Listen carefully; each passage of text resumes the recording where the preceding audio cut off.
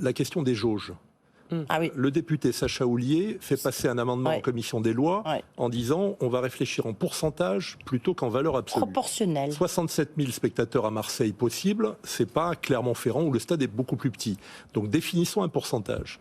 C'est retoqué par le gouvernement. Moi, j'ai entendu le ministre de la Santé hier. Bon, il veut faire simple. Du coup, il mélange les centres commerciaux, les stades de foot. Les critères sont simples dans un stade de foot ou de rugby, d'ailleurs. De rugby, en plus, la billetterie est beaucoup plus importante que dans le foot, en proportion du budget.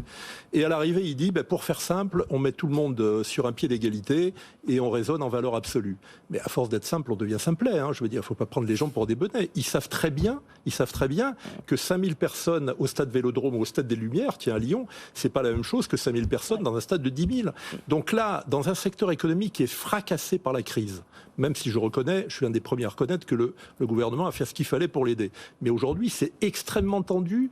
On va créer des difficultés supplémentaires. Et derrière, il y a des emplois. Il y a des emplois dans le football, il y a des emplois autour du football.